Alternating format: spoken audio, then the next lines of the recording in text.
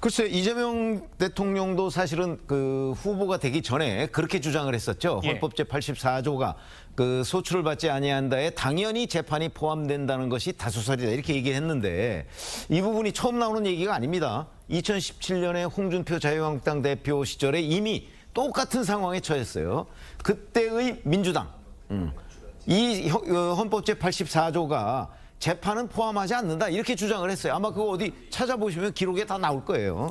그렇기 때문에 2017년과 그러면 그 지금 2025년이 어떻게 달라졌는가? 달라진 거는 홍준표가 이재명으로 달라진 거 외에는 없습니다. 예. 그러면 결국 그 법조계의 다수설이 헌법 제84조에 대한 다수설이라는 것이 2017년과 2025년이 왜 달라졌는가? 저는 사실은 이 서울고법 형사7부도 이런 부분에 대해서 좀 설명을 해줬으면 국민들이 좀 더 이해하기가 쉽지 않았을까 하는 아쉬움이 있는데요. 예. 그 2017년 상황과 지금 거를 비교해 보면 결국 달라진 게 아무것도 없기 때문에 자 정말 법조계에서 이 소출하는 부분에 재판이 포함되느냐 포함되지 않느냐에 관해서 이렇게 완전히 다른 상반된 결론을 내도 이게 그냥 아무 일도 없었다는 것처럼 넘어가도 되는 것인지 저는 그 부분이 굉장히 궁금해지고요. 이거는 2017년에는 다수설이 재판에는 적용이 안 된다 이거였는데 이번에는 서울고법 형사7부가 그렇게 결정을 했잖아요. 그렇죠. 그러면 이제 형사7부 말고 이재명 대통령의 재판을 하고 있는 나머지 4개 재판부가 있습니다. 예. 이 4개 재판부도 뭐 아까 설조한 변호사 얘기했듯이 아마 형사7부의 그 예를 따라서 중단을 할 것으로 보이기는 하는데 네.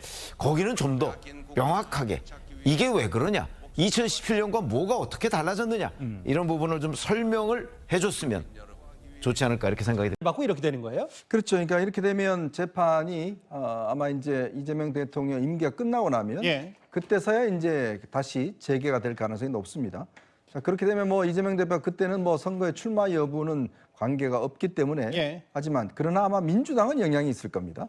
지금 민주당이 이제 이 400억 넘는 이 예전에 대선 썼던 돈을 다시 돌려내야 되는 예. 그러한 상황이기 때문에 그건 아마 영향이 있을 가능성이 높습니다. 저는 이번 걸 보면서 우리가 법불악유라는 이제 법원이 있습니다. 예. 즉 법은 귀한 자나 천한 자나 똑같이 적용돼야 된다라는 그런 것인데요. 예. 자, 여기에 더해서 권력이 있는 사람에게는 법을 더 엄격하게 적용해야 된다고 저는 생각이 듭니다. 즉 헌법 84조는 여러 가지 논란이 있는 사안입니다. 그리고 이 재판은 대통령이 될 수 있는가 없는가를 결정하는 굉장히 중요한 재판입니다. 예. 형량은 뭐 집행유예지만 예. 이 결정에 따라서 대통령직을 유지할 수 있느냐 없느냐는 굉장히 중요한 결정이에요. 그렇다면 이런 것들을 판사가 재량권으로 84조를 명확한 규정이 없는데 해석한다? 저는 이거는 맞지 않다고 봅니다. 왜냐하면 제가 아까 말씀드렸듯이 좀 더 어떤 권한이 있는 사람에게는 좀 더 명확한 법적 규정이 있어야 돼요. 자, 지금 이 조항만 놓고 보더라도 헌법학계가 사실상 여러 가지 다른 견해가 있는 거 아니겠습니까? 예. 재판은 포함이 된다는 것과 안 된다는 거 있지 않겠습니까? 예. 그러면 대통령직을 유지할 수 있냐 없느냐는 굉장히 중요한 사안인데 예. 그거를 판사가 이거는 나는 적용은 재판일 이 84조는 재판도 포함이 된다. 이렇게 결정하는 거는 이거는 저는 판사의 어떤 재량권을 넘어서는 것이 아닌가 생각이 들어요. 잠시만요. 그러니까 서울 고등법원의 특정 판사가 이거를 이렇게 중차대한 문제를 본인 스스로 결정할 게 아니라 사법부의 뭐 최고 권위의 대법원 정도가 이걸 교통정리해 줘야 된다는 말씀이신 거예요? 그렇죠. 자, 서울고법 형사7부가 예. 과연 이 대통령의 어떤 이 지속성이나 아니면 중단을 결정할 수 있는 그런 막대한 권한을 부여해 줬는가? 만약에 국회에서 형사소송법을 개정해서 예. 재판은 중단되도록 명시적인 규정이 있다라면 그거는 법원에서 따라야겠죠. 예. 왜냐하면 그런 입법부가 법을 만드는 거니까. 자, 그 규정이 만들어지고 난 다음에 예. 이 재판부가 이 규정에 따라서 우리는 재판 안 하겠습니다라고 하면 그거는 저는 받아들일 수 있다고 봐요. 근데 그런 결정도 아무것도 없는데 알아서 그냥 이거는 우리가 보니까 재판 안 하는 겁니다라고 이야기를 하면 도대체 그럼 국민들 입장에서 보면 왜 권력자 앞에서 법원은 이렇게 한없이 낮아지는가라는 의문을 갖지 않겠습니까? 예. 그리고 본인들이 결정한 사안이 아니라 일단 본인들이 결정해놔놓고 대법원에 재상고를 하지 않겠습니까? 그럼 대법원의 결정을 따르는 게 저는 오히려 순서에 맞는데 이 중대한 결정을 그 3명의 고법 부장판사들이 모여서 결정을 한다? 저는 이거는 앞뒤가 맞지 않다고 봅니다. 그 각 재판부별로 다른 판단을 할 수가 있는 거죠. 예. 헌법 84조에 대한 해석을 소추는 이제 기소까지만 해당이 된다라고 판단할 수도 있는 거고 예. 그 근거는 이제 헌법 68조에는 당선자가 판결 기타의 사유로 자격을 상실한 때에는 다시 선거를 한다라는 조항도 있기 때문에 요거를 체계적으로 해석을 해서 거기에는 재판은 포함되지 않는다 이렇게 해석할 여지도 있어요. 다만 이제 이런 부분이 있는 거죠. 예. 실제 저 재판이 현 재판부가 기일 추후 지정이라고 한 부분도 좀 저는 납득이 안 되는 부분이. 잠시만요. 그러니까 여기 추후 지정. 예. 뭐 해석을 하기엔 다 무기한 연기라고 하고 있잖아요. 그런데 원래 실무에서는 추후 지정이라는 것은 불확정 기한의 경우에가 추후 지정이에요. 예를 들면 잠시만 좀 쉽게 풀어주세요. 어려워요. 그러니까 뭐 감정 결과가 안 나온다든가. 예. 그런데 대통령의 임기는 확정돼 있잖아요. 그러니까 5년 이후에 대통령 퇴임 기간이 딱 정해져 있단 말이에요. 2030년 뭐 6월 3일, 4일 이렇게.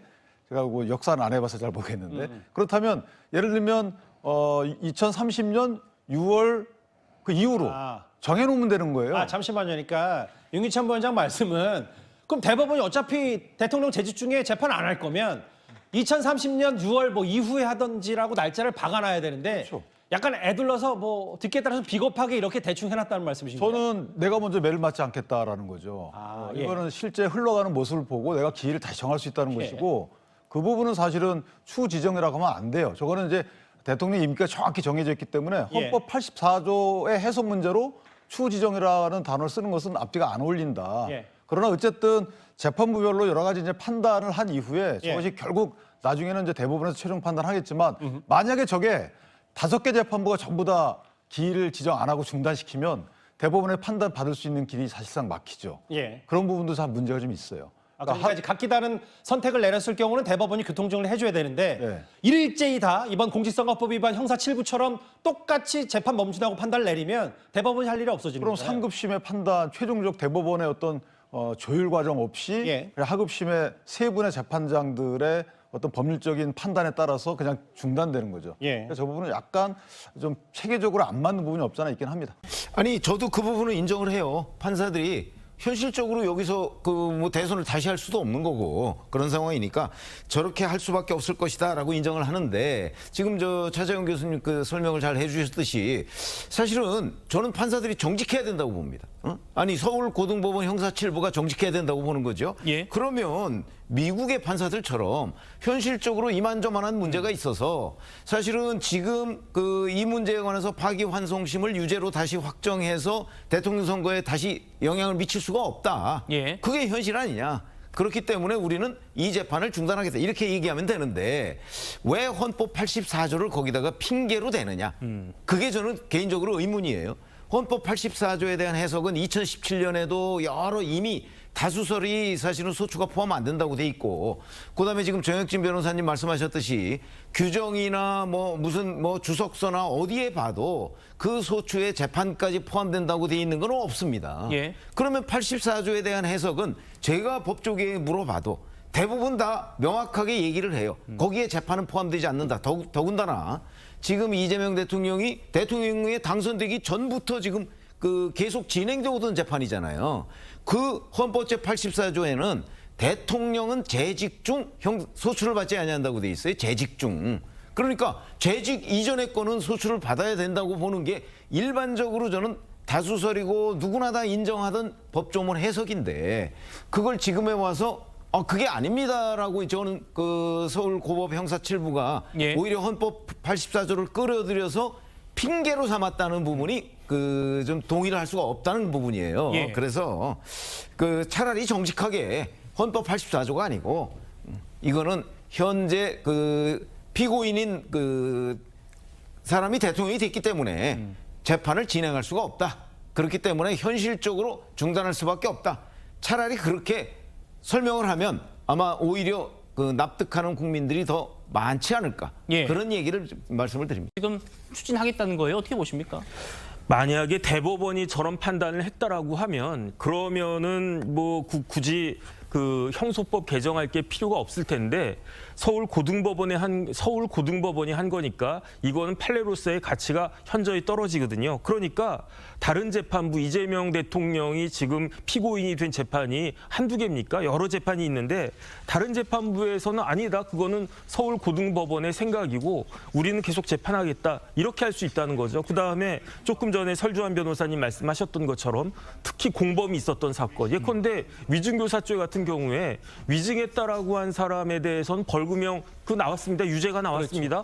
그러면 그 사람에 대해서는 계속 만약에 재판이 같이 정지가 되어야 된다라고 하면 5년 동안 1심에서 유죄로 추정된 그런 상황에서 5년을 더 버텨야 된다. 이런 이야기 아니겠습니까? 이러니까 달리 판단할 여지가 있는 거고 그다음에 제가 헌법재판소법을 갖다 다시 한번 찾아보니까 규정이 어떻게 되어 있냐면요. 35조에 어떻게 되어 있냐면 재판 소추 또는 범죄 수사가 진행 중인 사건의 기록에 대해서는 송부를 요구할 수 없다. 이렇게 되어 있는데 예. 명백하게 재판하고 소추를 헌법재판소법에서 달리 규정하고 있잖아요. 그러니까 소추에 재판이 들어가지 않는다라고 하는 게 이 헌법재판소법 규정에 따라서도 명확한 거 아닌가 이런 생각하는 사람도 충분히 있을 수 있고요.